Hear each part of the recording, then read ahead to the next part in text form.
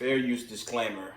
Under Section 107 of the Copyright Act 1976, allowance is made for fair use for purpose such as criticism, comment, news reporting, teaching, scholarships, and research. Fair use is a use permitted by a copyright statute that might otherwise be infringing. The copyright laws of the United States recognize a fair use of copyrighted content.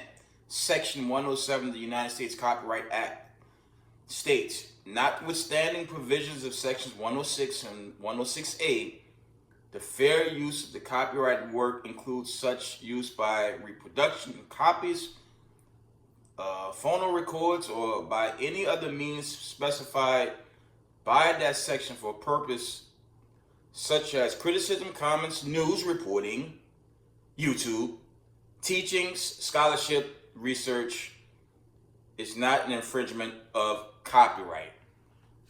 Copyright disclaimer, fair use.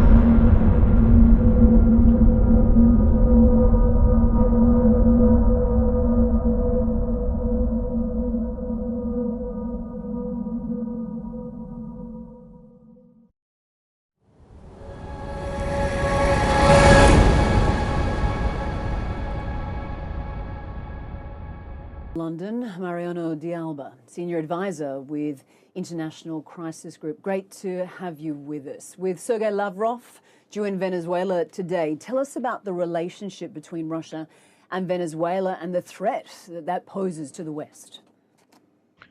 It's been a really close relationship since many years ago. The relationship started when Hugo Chavez was president of Venezuela, but it has gained a lot of relevance in the past 10 years, I would say, as Venezuela has, become very isolated from the West. So I would say that in economic terms, Venezuela and Russia have a good economic relationship, but nothing major, especially in comparison to the West. But Russia has been really instrumental for Venezuela as Venezuela has sought to basically circumvent U.S. sanctions, and especially those related to the energy sector, where Russia is also very prevalent. At the same time, Russia sees the relationship as one of political relevance, in the sense that it sees Venezuela as, having good relationship with Venezuela is a way of making a point to the U.S. of basically, I am also very present to your neighborhood. And at the same time, Venezuela has become really instrumental in multilateral forums like the United Nations, basically supporting all the lines and positions of Russia. So I think there's a balance here. There was the hope that with the U.S. Venezuela agreement last year, Venezuela would basically diminish its relationship with Moscow.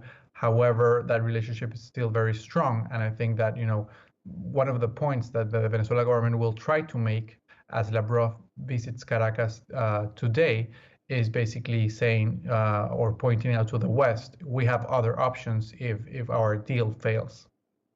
And then you've got the US relationship with Venezuela in disarray. Bring us up to speed on how dire things are. The situation is, very, very dire in the sense that, any day now, everything could fall down. Basically because there was an agreement signed on electoral conditions late last year, but that agreement has not been implemented. The key date to look forward here is the 18th of April. That's when the U.S. will have to decide whether it renews or not the flexibilization of sanctions it issued late last year. And as it stands now, it looks increasingly likely that it will not be able to renew that sanctions relief, at least on the same terms that it did in October last year. Basically because the agreement has not been implemented, and what we have seen and what the report was alluding to was basically, further repression, no implementation of the electoral guarantees, and the presidential elections should take place this year.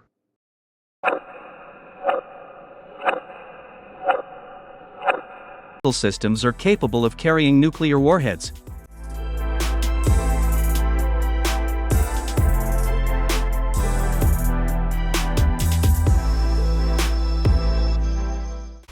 By the way, the fact that Venezuelan President Nicolas Maduro signed the previously ratified agreement on strategic partnership and cooperation with Russia for a period of 10 years indicates that Caracas and Moscow are indeed preparing to deploy the latest Russian missile systems on the territory of this Latin American country.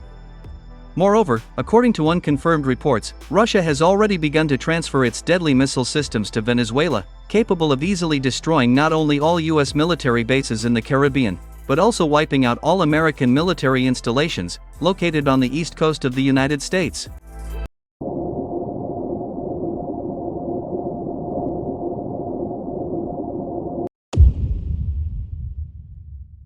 Well, Morgan, we have some exclusive reporting out of Washington now. 6 sources telling NBC News that members of Congress are growing increasingly concerned over a lack of information from the Trump administration about the attacks that it is conducting on alleged drug smuggling boats in the Caribbean Sea.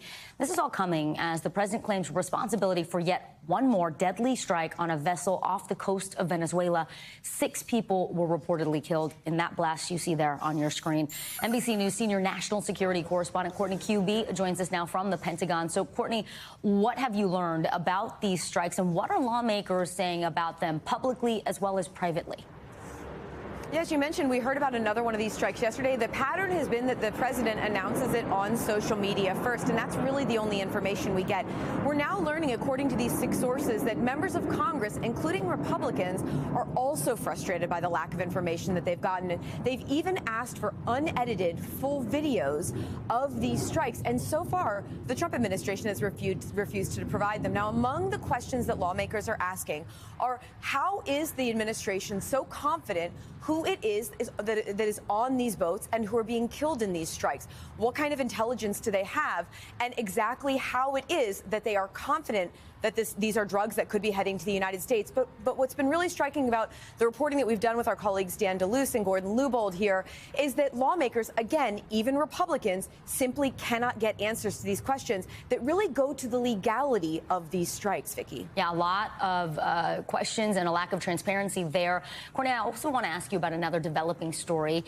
A majority of major news organizations, including NBC News, refused to sign on to the Pentagon's new press policy. There was a deadline yesterday that said reporters could have their press passes revoked if they publish information that the Pentagon has not authorized for release. So where do things stand right now? Has anyone's press pass been revoked at this point? People are turning their badges in today. We expect the vast majority of the press corps here. There are somewhere about 300 to 400 individuals who actually hold press badges to the building. Only a fraction of those are actually what we consider resident media here, including NBC News. We're all planning to turn our badges in today. We will not have any access going forward. I can tell you inside in what's been the resident press area for years now, people are moving out. So this is my last day here at the Pentagon, and these are one of my last live shots here at the Pentagon. I'm really glad it's with you guys. But it is, it's going to be a big change. I will say that the media, and I think I can speak for a lot of my colleagues in the press corps here, we are united in not giving up on reporting on the Pentagon and reporting on the men and women in uniform. And I think that is the most important point there. Courtney QB, we appreciate your reporting as always, but especially today. Thank you. Tear gas deployed after another clash in Chicago during President Trump's crackdown on illegal immigration. Homeland Security officials say an SUV carrying an undocumented immigrant trying to flee arrest first rammed a Border Patrol vehicle. Then the Border Patrol vehicle crashed into the SUV to stop it. Chicago police say a hostile crowd started throwing objects at federal agents who then deployed tear gas. 13 officers were exposed to it. There's absolutely no reason to have this kind of chaos happening in our communities, putting people at risk, just exacerbating the fear that people feel right now. The latest clash comes as DHS says Mexican drug cartels are now offering cash to target ICE officers and other federal agents. $5,000 to $10,000 for kidnapping or assaults on officers, and up to $50,000 for the assassination of high-ranking officials. We're not backing down. President Trump and Secretary Noem are going to give our law enforcement the resources they need to succeed and clean up America's streets. The president today once again touting his crackdown on crime in Democratic-led cities. Chicago, we've already made a lot of progress despite fighting from the government, but Chicago's doing great. Chicago Mayor Brandon Johnson is now refusing to play a video of DHS Secretary Kristi Noem at airports where she slams Democrats. Johnson calling the video propaganda.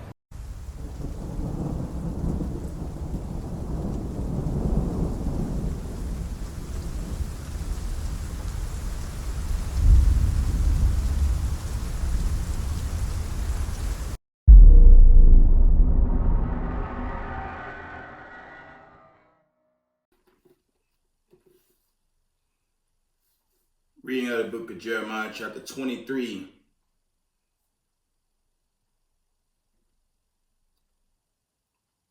And we're going to start at verse 6. And it says, "In his days Judah shall be saved, and Israel shall dwell safely. And this is the name whereby shall he be called, the Lord our righteousness." I'm going to read this again. Jeremiah chapter 23 and 6. Read it correct. "In his days Judah shall be saved, and Israel shall dwell safely. And this is his name whereby he shall be called, the Lord our righteousness." Verse 7. "Therefore, behold, the days come, saith the Lord, that they shall no more say, the Lord liveth, which brought up the children of Israel out of the land of Egypt. But the Lord liveth, which brought up and which led the seed of the house of Israel out of the north country and from all countries whither I had driven them, and they shall dwell in their own land."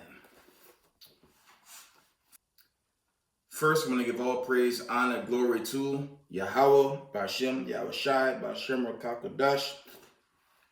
Double honors to the mighty men, the elders and the apostles in the community, waking up the lost sheep of the house of Israel in these last days. Peace and blessings to everyone doing this truth and humbleness and sincerity. Again, I'm going to say shalom. This is your brother Yahusab coming at you another video. And this is going to be a part 2 of my last video. Apparently, that friction with Russia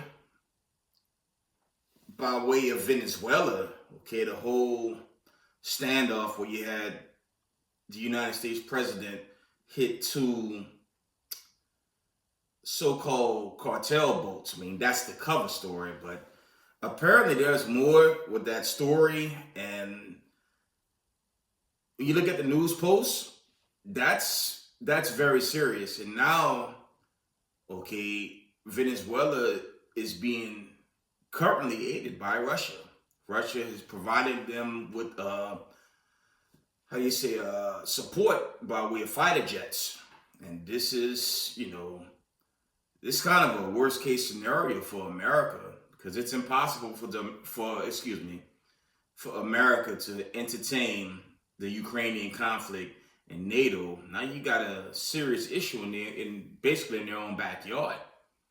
Okay. Now, when I initially saw that, I did a video, and if you go back to the old video post,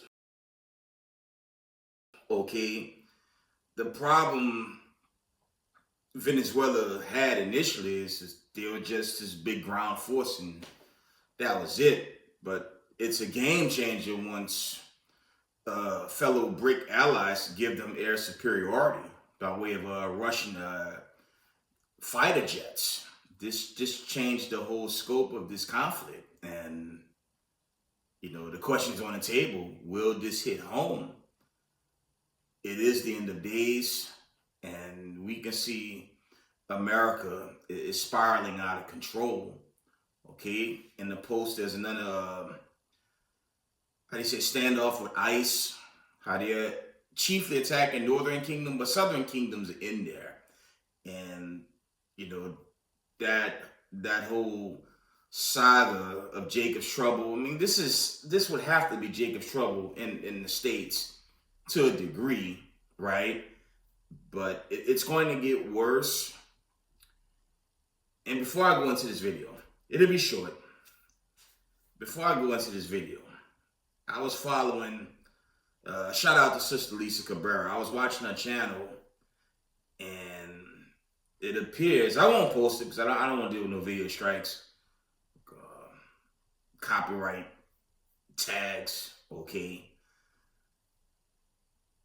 The sister did a post where basically all the laid off workers, some of them were affected obviously by the whole Doge. You guys remember when this rogue administration took over, they began to lay off their workers, chiefly black, and to a degree you had so-called white or Gentile nations in there, right? But apparently the workers of color going into the Israelites, they're boycotting this holiday season, and this is big. I'm gonna tell you why this is big. The economy was already tanking. Could you imagine? Okay. Could you imagine if all the workers in the 50 states, federal worker or not, just decide they're not partaking in these pagan festivities? And I'm glad to see Jake. I mean, and I looked at the video, they seem to be Jakes in the world, or they're still somewhat Babylonian, but I guess woke. It's good to see that they come to grips that, you know, we're still captives. Okay? But to my point, if United States citizens boycott this holiday season, America won't make it. And I could imagine what these elites are thinking, just knowing that the citizens of the state, and I don't blame them, okay? The citizens of the state decide they don't want to partake in their pagan festivities. I mean, we're not supposed to partake in pagan holidays and Mashar Yashala, all the camps round about. We've been taught our people to leave those pagan holidays alone. But in this case, you have a condition that's going to bring economic ramifications with it. Okay? And remember, these are the last days of the so-called white man ruling this earth, the nation and children of Edom controlling this planet Earth. Okay? Their time is at hand. I want to bring that out. And you got to consider the conditions of America today. It's very bad on all fronts. It's bad. It's officially a rogue state, which is a big signal of the end of this kingdom. Okay, let's get a quick precept, and I'm just gonna go back to the book of Jeremiah, and I'm gonna end this video. But consider the news, consider what's going on, and it's just a part 2. This is a sequel to what I posted recent. The whole people, the United States taxpayers versus ICE and this administration. That's 100% rogue. Okay, let's get 2nd Ezra real quick. Shalom to the 12 tribes of the children of Israel scattered abroad. Shalom, shalom, shalom. All right, 2nd Ezra. I want chapter 6. Y'all already know where I'm going.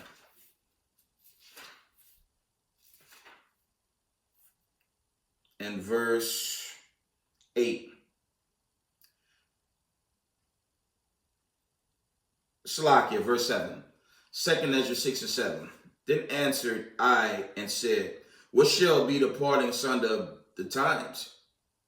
Or when shall be the end of the first and the beginning of it that follow it? And he said unto me, from Abraham unto Isaac, when Jacob and Esau were born of him, Jacob's hand held first the heel of Esau. This is the point, verse 9. For Esau is the end of the world, and Jacob is the beginning of it that follow it. And we're at the end of their kingdom. Okay, I've been observing these other, they're truthers, these people in the conscious community. They're just talking all this Babylonian rhetoric. One guy, he seems to be like a truck driver, talking about this is bad. I mean, he sharing a partial truth, but there's no end games. Okay, there was no end game with his teaching. Okay, he's his last video, and salute to the brother. He get plenty more views than I, but I notice with Israelites in the world, they get more views and more followers and subscribers because they're not talking with this. They're just talking out of you know what, and with this Babylonian setup, that seemed to be a theme. If you're talking outside, thus said the Lord, you get more followers. Well, I'm not with that program. I'm going to teach this truth. And only I'm going to say for these brothers and sisters of our people, why this world is literally coming to an end, if you're not serving the God of Abraham, Isaac, and Jacob, you're going to get destroyed in these last days. Let me get another precept. Let me get Isaiah. I think I want Isaiah 8. Because I've been observing some of these other so-called truthers out there. Like one guy, he have hundreds of thousands of subs. He mentions the Most High, and not one scripture come out. Like, the Lord not really dealing with that, man. It's either you repent or you get caught in nuclear destruction. That's it, man. You repent in these last days, or you're going to get bodied in that nuclear fire. Because that's what's coming, okay? That's what's coming in these latter days we live, okay? Straight to the point, Isaiah 8 and 20. It says, to the law and to the testimony, if they speak not according to this word, it is because there is no light in them, okay? And the Lord's not dealing with this slakia, Babylonian rhetoric in these latter days from our people, man. You're either going to serve the God of Abraham, Isaac, and Jacob, or you're gonna die in nuclear destruction. So it's very obvious, slakia. With that news post, America is in so much trouble, they're not getting out. Okay? They're not getting out of this judgment. And the Lord, he's going to bring the hammer on this place. So let's get a couple more scriptures. I said it was going to be another short one. Okay? Let's go back to the book of Jeremiah. And we're going to go to the 16th chapter, excuse me. Jeremiah 16 and I want 14, I think.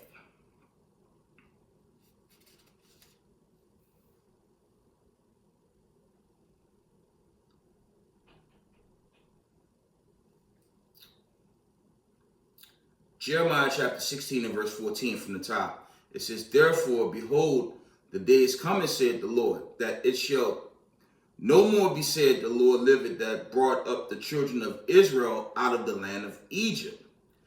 But the Lord liveth, that brought up the children of Israel from the land of the north. And this north is talking about North America, okay? Babylon the Great, the virgin daughter of Babylon. This is going into what? The second and final exodus of the children of Israel, right? And we know for certain, again, after World War II, no peace. Okay, you can forget it. If you just compare just the verses I'm reading regarding this exodus in post-World War II, something not matching because the true prophecy didn't happen yet. Okay, from the top. Jeremiah chapter 16 and verse 14. Slakia, verse 15. But the Lord liveth that brought up the children of Israel from the land of the north and from all the land whither he had driven them, and I will bring them again into their land that I gave unto their father. Future prophecy. Okay, that's slowly. That's a prophecy that's gaining momentum. Okay, but for that to happen, this destruction has to manifest. Okay, let's go to Joel. I'm almost done. Okay, but we have to keep the laws. You can't build a foundation in America no more. You can make the attempt, but you got to keep in the back of your mind, this place is done, man. The only thing that they're pushing right now is, okay, I never thought I would truly agree with this teaching.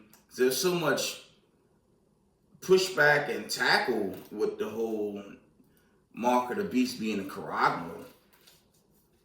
I didn't really know how to approach that thing for a long time, but I feel, and salute to the GMS camp, the timing of it didn't happen as they said, but it manifests. I'm gonna always bring this out. That manifests with C-19.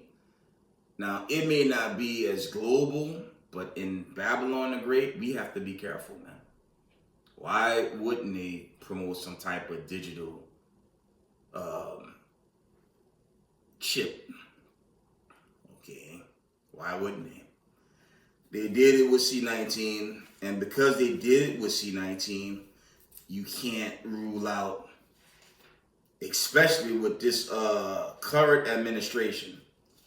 Because we see Esau Edom, he's in panic mode, and he's not going to go out without some type of last minute attack on God's chosen people, who are the children of Israel. And we're the chief target. Okay? Give me a minute.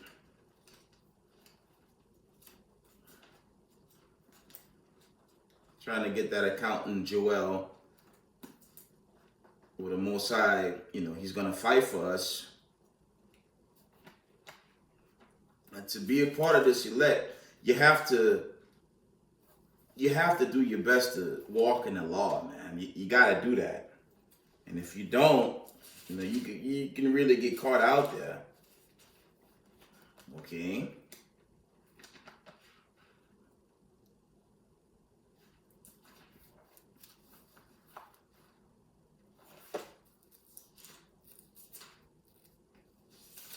Sorry about that. I'm almost there. Here we go.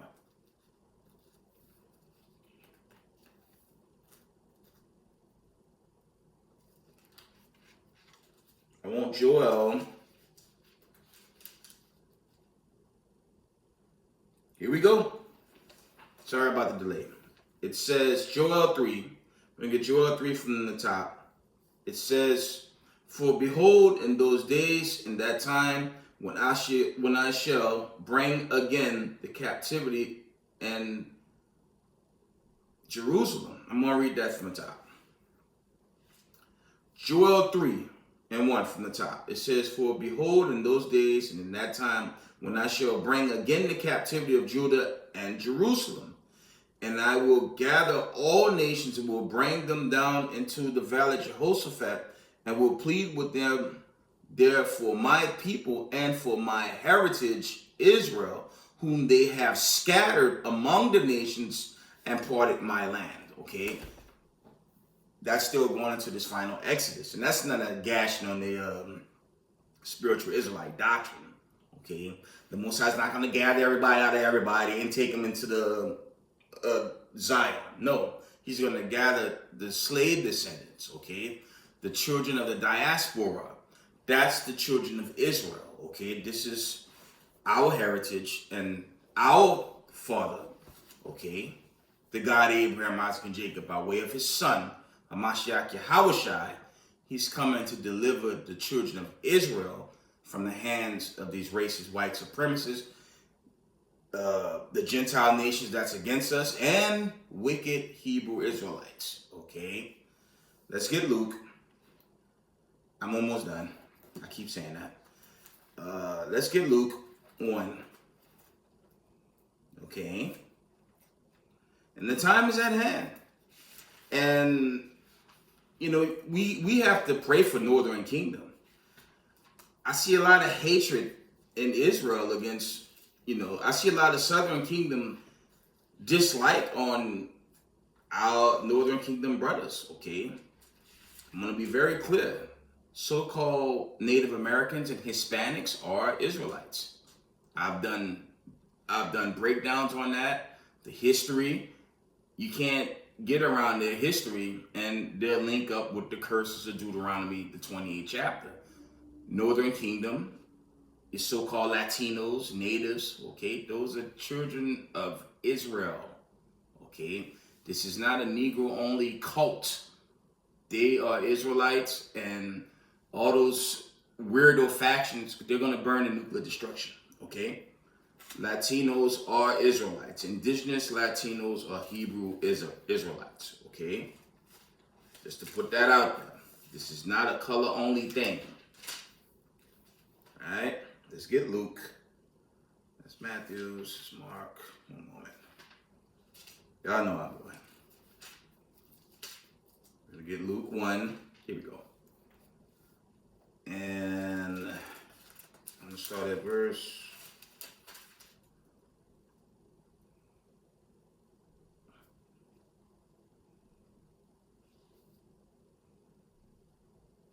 Luke 1:68. Here we go. Blessed be the Lord God of Israel, for he had visited and redeemed his people, and had raised up the horn of salvation for us in the house of his servant David. Verse 70. As he spake by the mouth of his holy prophets, which have been since the world began. Okay. Verse 71. That we should be saved from our enemies and from the hand of all that hate us. Y'all know Christians won't even read that verse or breakdown. They won't even go into it because they say that spiritual Israelite madness. Okay? And if that was so damn true, why are the people that's supposed to be the people moving the way they move? Because the whole doctrine is false. It's about as false as that fraudulent image of what they call Christ, which is white supremacy and Caesar Borgias. It's about as false as those damn rapture dates they've been putting out. It's been all failures, okay? There is no such thing as a spiritual Israel. Salvation is going chiefly to the children of Israel by way of the diaspora, okay? The majority of the Hebrew Israelites are going to have brown skin, melanin, but Israelites will look like so-called white people, Asians, Indians, you name it, because it's a bloodline. That's Numbers 1, 18, I believe. It goes back into the seed. Okay? But we're in that time, and it's going to get worse. Okay? We seeing the very fall of America, and we're living it. Luke 1.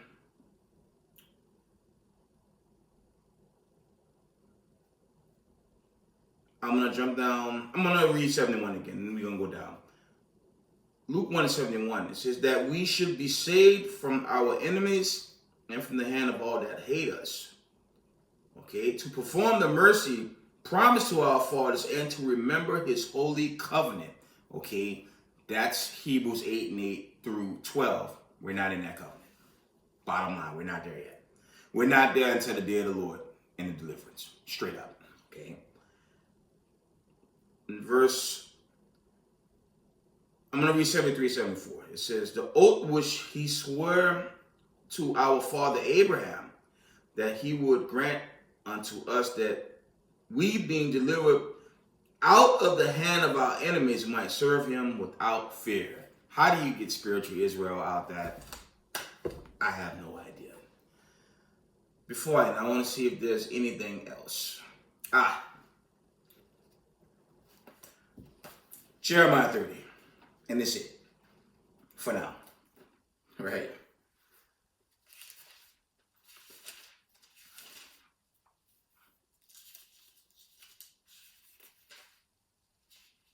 Jeremiah chapter 30 and verse 7.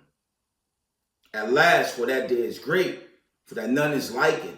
It is even the time of Jacob's trouble, but he shall be saved out of it. Okay, and we're emphatically in Jacob's trouble. Now, I've done a lot of takes on Jacob's trouble, but it's in real time, man. The whole world is hurting. Okay, the whole world is in mourning, right? And I don't see how America's ever going to get back to normal with all the chaos, the war, the confusion, okay, this media psyops on the Israelites.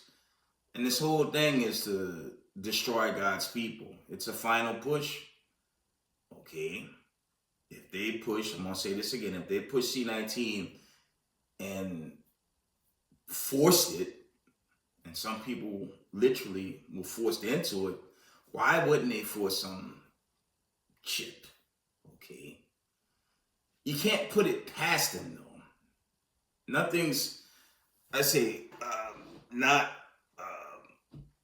it's not an improbable condition. Now, I know a lot of brothers are against that, but you got to consider what happened in C-19. You got to compare the times, okay?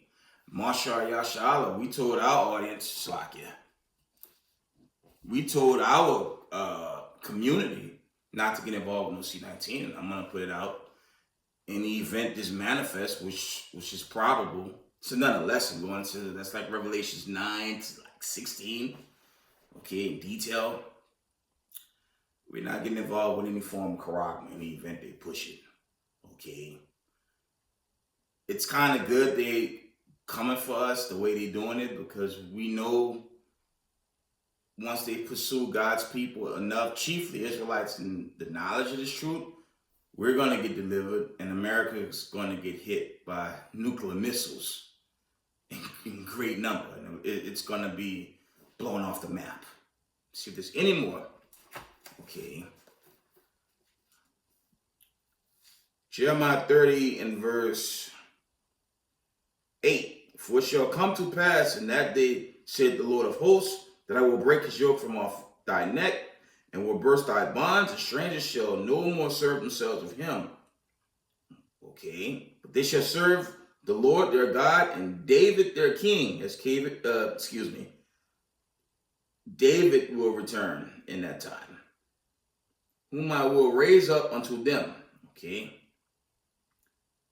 From the top it says, but they shall serve the Lord their God and David their king, whom I will raise up unto them. Okay. Therefore fear thou not, O my servant Jacob, said the Lord, neither be dismayed, O Israel, for lo, I will save thee from afar, and thy seed. Okay, seed meaning the people, not agriculture. Okay. It says, I will save thee from afar, and thy seed from the land of their captivity. And Jacob shall return, and shall be in rest, and be quiet. None shall make him afraid. All praises. With that, give all praise, honor, glory to Yahweh, Bashem, Yahushai. Double honor to somebody. Men, the elders, the apostles, and the Israelite community, waking up the lost sheep of the house of Israel in these last days. Peace and blessings to everyone doing this truth and humbleness and sincerity. Israel, I love y'all. We got next. Shalom, family.